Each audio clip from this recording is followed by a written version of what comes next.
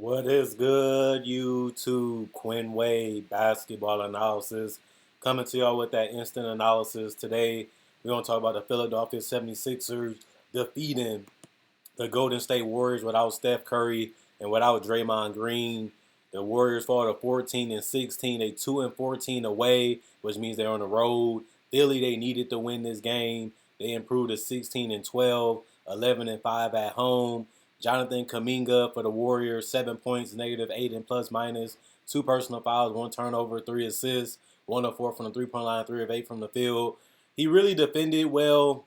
I'm liking what I'm seeing out of Kaminga. I know the offensive numbers wasn't crazy like the last couple games, but I'm just liking his defensive growth. They need a wing defender to come off that bench when everybody's healthy, and he's showing signs that he can do that. Kevon Looney, 14 points, -4 and plus minus, three personal fouls, two steals, 9 assists, 11 rebounds, 6 of 8 from the field, 2 of 2 from the free throw line. No Draymond Green, so he had to set the screens. He had to set guys up. They also had no Steph, so they used him a lot more as a hub, and he showed the ability to do that tonight. It's a positive growth sign for Kevon Looney, who has had a pretty good season so far. One of the best positive signs for the Golden State Warriors. Klay Thompson had a dud game, 12 points, -9 and plus minus, three personal fouls, four turnovers, one block, three steals, three rebounds, 1 of 1 from the free throw line, 3 of 8 from the 3-point line, 4 of 17 from the field. He just can't get open as well as he used to. He's slower, he's more predictable because they've been running the same plays and you can see it coming and you know where he's going. Plus, he's just not shooting with the same release and the same ability to set his feet quick and get the same release every time with repetition. Seems like something's off with him, but he still shot 3 for 8, which ain't terrible from three. Dante DiVincenzo, 17 points, -4 and plus minus, three personal fouls, one turnover, one steal, 6 assists, 10 rebounds.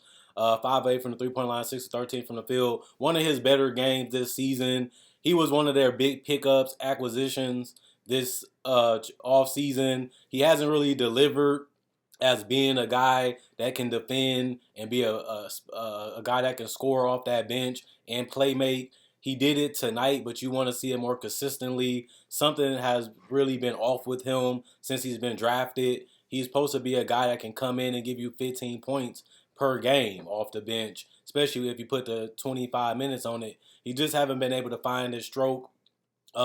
He hasn't been able to find his penetration ability either, and he hasn't even got out in transition as much as he used to. It seems like he really got a little bit complacent and a little comfortable. I want to just see a little bit more spunk out of him, honestly, just to get the groove back from what he used to do with the Bucks. As I watched some of his games back then, and even in college, Jordan Poole, 29 points, -9 and plus minus, two personal fouls, four turnovers, one steal, four assists, one rebound, 5 of 6 from the free throw line, 4 of 9 from three, 10 of 20 from the field. He shot well from the field. He seemed like he was more in control. He wasn't loose. He wasn't overdoing things as much. Maybe because the ball was in Looney and Dante DiVincenzo hands more than it was in Poole. But he had a productive game.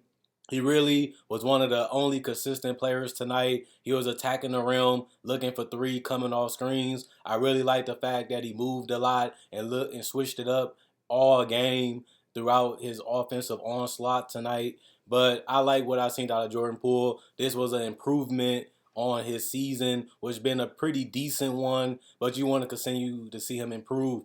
They're going to need him to be even more than what he's been, especially when Wiggins and Steph and Draymond can all get healthy. They need Poole to be a decisive factor off that bench, and he's been great this season. He just need to be more efficient and more smarter with his play and defend better. Green, 1 point, -9 and plus minus, one personal foul, three turnovers, two assists, 8 rebounds, 1 of 2 from the free throw line, 0 of 2 from three and from the field.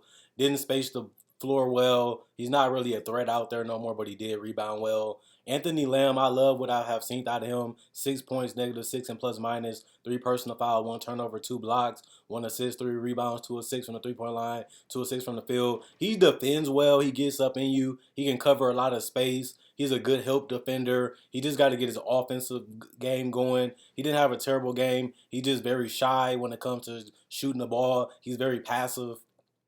Patrick Baldwin Jr. Played 1 minute. He didn't do anything in that minute.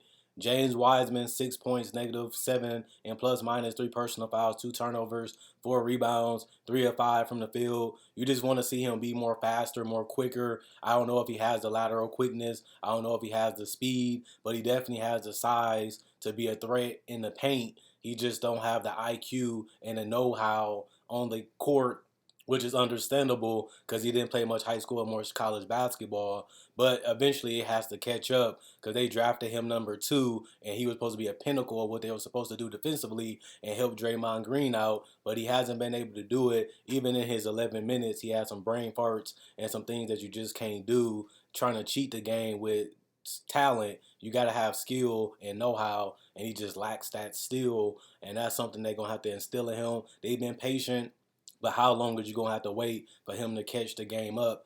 Draymond and these guys are getting on him. The G League is getting on him. And you just want to see, is it actually going to blossom into something beautiful, or are you going to have to see it wilt and see him go to somewhere else and be successful without Golden State? Ty Jerome, 9 points, -6 and plus minus, one personal foul, one steal, four rebounds, four assists, 1 of 2 from the 3 point line, 4 of 10 from the field. Moses Moody, 3 points, -6 and plus minus, two assists, two rebounds, 1 of 4 from the 3 point line, 1 of 4 from the field. Rollins, 2 points, one turnover, one block, two rebounds.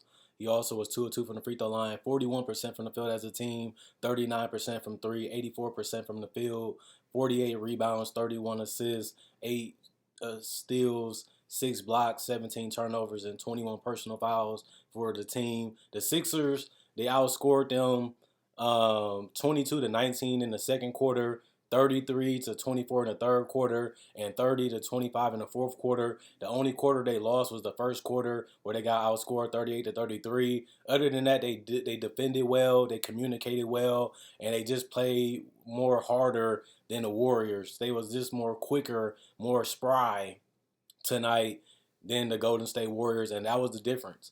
7 points for PJ Tucker, +4 and plus minus, two personal fouls, two turnovers, two steals, six rebounds, 1 of 3 from the 3 point line, 3 of 5 from the field. Joel Embiid, 34 points, +7 and plus minus. He did have six turnovers. Instead of letting the game come to him, he tries to force it a little bit too much. I think it can make careless, unnecessary, unneeded turnovers. Him and James Harden got that in common, but when they're clicking, they're a tough team to stop. Four steals, four assists, 13 rebounds, so 30 and 10 for Embiid, 10 of 12 from the free throw line, 2 of 3 from the field, 11 for 23 from the field.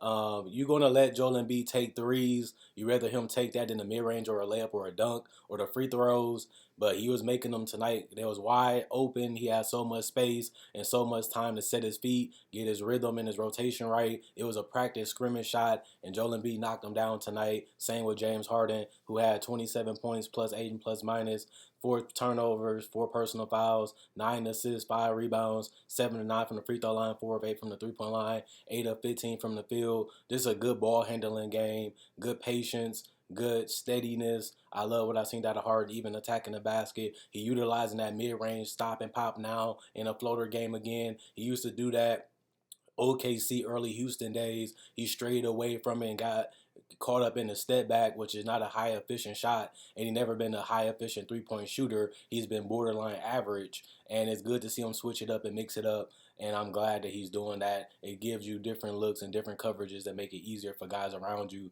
to get open looks when everybody's trying to figure out what you're going to do next. It allows the defense to have openings, and then you can find guys. He's one of the best passers in the game, and he's did a good job of that. Tonight was 9 assists and only 4 turnovers. DeAnthony Melton, 17 points, plus 9 and plus minus, 2 personal fouls, 1 turnover, 1 steal, 7 assists, 9 rebounds, 3 of 8 from the 3-point line, 7 of 14 from the field. Georges Niang, 11 points, plus 10 and plus minus, 2 turnovers, 2 rebounds, 3 of 3 from the free throw line, 2 of 8 from the 3-point line, 3 of 12 from the field. House Jr., Daniel House Jr., 6 points, plus 1 and plus minus, 1 personal foul, 2 rebounds, 1 of 1 from the free throw line, 1 of 3 from the 3-point line, 2 of 4 from the field. Paul Reed, 2 points, 1 personal foul, 2 rebounds, 1 of 2 from the field goal. Montrezl Harrell, plus 5 and plus minus, he had no points. He had 2 rebounds. He had 11 minutes. That's why. And Shake Milton, 11 points, plus 11 and plus minus, 2 personal fouls, 1 turnover, 1 block, 2 steals, 3 assists, 6 rebounds, 4 of 6 from the free throw line, 1 of 2 from the 3-point line, 3 of 6 from the field.